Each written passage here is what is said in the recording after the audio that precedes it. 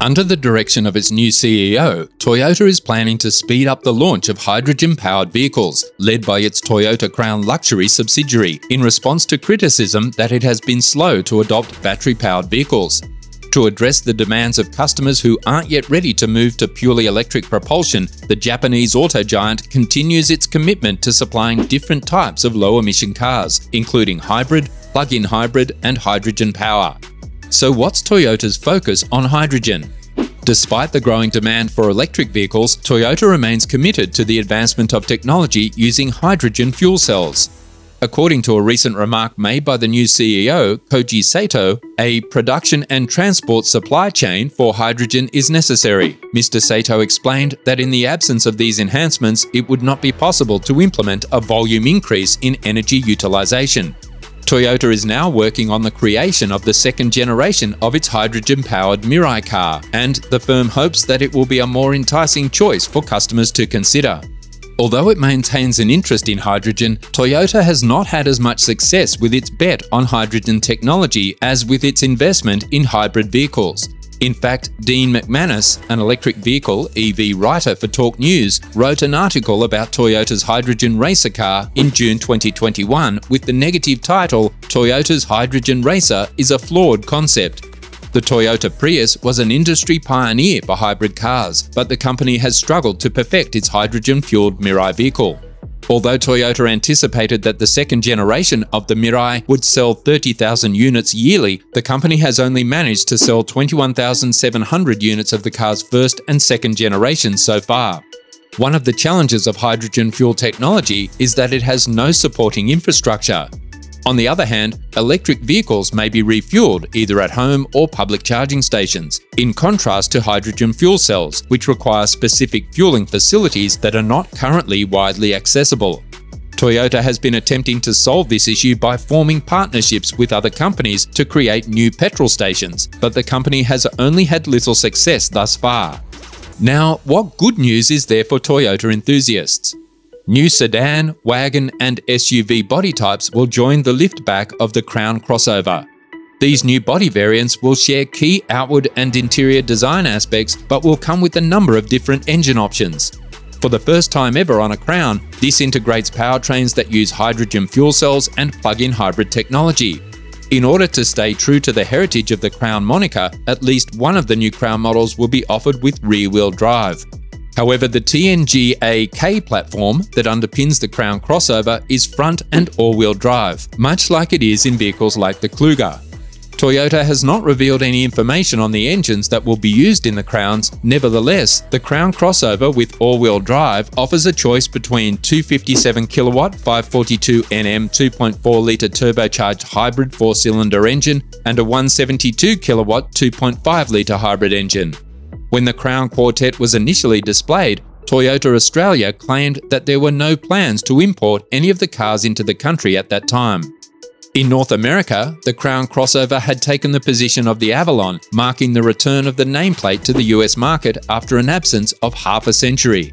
It also serves as a substitute for the Toyota Camry, which will be phased out of production for the Japanese market after the month of December. Although the Crown has traditionally been a model created with the primary intention of being sold in the Japanese market, Toyota promises that automobiles bearing the Crown badge will be produced in 40 countries and regions. In addition, Toyota has boosted the number of cars with the Crown badge that it sells in China. These additions include extensively modified versions of the Velfire and Kluger models that have the Crown name prefixed to their titles. This fall, which is our spring, the new formal Crown sedan will be on sale in Japan. It will provide buyers with the option of a hybrid powertrain or a hydrogen fuel cell electric vehicle, FCEV. It is 80mm longer, 80mm wider, 15mm taller overall, and has a wheelbase that is 80mm larger than the preceding generation sedan, production of which ended a year ago.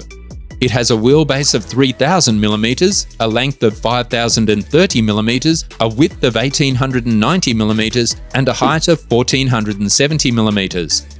A short teaser video reveals the vehicle's interior, including wood accents, ambient lighting, and a screen allowing occupants in the back seats to pick their own preferences for the vehicle settings.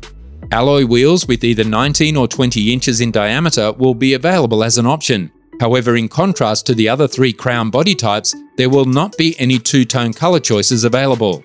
It will have rear-wheel drive as standard equipment, exactly like the previous generation of Crown sedans, but not like the new Crown crossover. Although Toyota has not indicated which platform the Crown sedan is based on, the Mirai is constructed on the same TNGA-L rear-wheel drive architecture as the three-box Crown from the previous generation. However, the Mirai is a fuel cell vehicle. The Crown Sport, a two-row crossover with a sporty appearance, will go on sale as a hybrid in the northern fall and as a plug-in hybrid in the northern winter. It measures 4,710mm in length, 1,880mm in width, and 1,560mm in height, with a wheelbase that is 2,770mm. It will only be available with all-wheel drive and comes with alloy wheels that are 21 inches in diameter. Since 2007, the Crown Estate has been the only wagon to use this name. Its dimensions are 4,930mm in length, 1,880mm in width, and 1,620mm in height, and it has a wheelbase that is 2,850mm. Beginning in 2024, it will be marketed in Japan as a choice that can be equipped with either a hybrid or plug-in hybrid powertrain. Both are only available with all-wheel drive and have wheels measuring 21 inches as a standard feature. According to Toyota, which describes this vehicle as a fusion of a wagon and an SUV, the second row of seats in this automobile can fold completely flat. Now, what is Toyota's overall strategy? In spite of all these challenges, Sato has emphasized that Toyota's overarching objective of reaching carbon neutrality would still involve the utilization of hydrogen fuel cell technology. To meet its goal of reducing emissions, Toyota is pursuing a number of different approaches, such as developing completely electric vehicles, hybrid vehicles, and vehicles fueled by hydrogen. Because of its focus on hydrogen, the company may be able to differentiate itself from other manufacturers that are primarily focused on producing electric vehicles. At the same time, Sato has emphasized how important it is for Toyota to embrace an EV-first approach. By the year 2030, Toyota intends to have sold 3.5 million electrified vehicles worldwide. The new platform that the corporation has developed for electric vehicles is evidence of its commitment to the electrification of transportation. In the end, Toyota's level of success in achieving carbon neutrality will be directly proportional to its capacity to strike a balance between its emphasis on hydrogen fuel cell technology and electric vehicles. A recent event that occurred at a race in Japan brought to light some of the challenges that are associated with hydrogen fuel cell technology. Although Toyota had planned to compete with its hydrogen-powered GR Corolla race car, the vehicle caught fire during testing due to a leak in its hydrogen fuel line. This prevented Toyota from competing. This tragedy brings to light the potential health and safety hazards that are linked with using hydrogen as a fuel.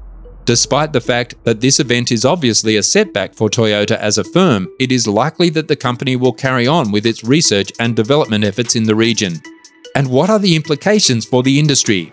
Toyota's continued investment in hydrogen fuel cell technology development may have a more widespread impact on the automotive industry. Even while electric cars are gaining in popularity at a rapid rate, there are still several problems surrounding their range and the infrastructure for charging them that have not been solved. On the other side, vehicles that are fueled by hydrogen fuel cells have longer driving ranges and require less time to refuel their tanks. If it can overcome some of the challenges now on its way, Toyota can potentially become an industry leader in the hydrogen fuel cell sector. Would you buy a hydrogen-powered car? Also, which among the 4 new models released did you find the most interesting and appealing one to you? Please let us know in the comments section. See you at the next one and stay safe. Peace.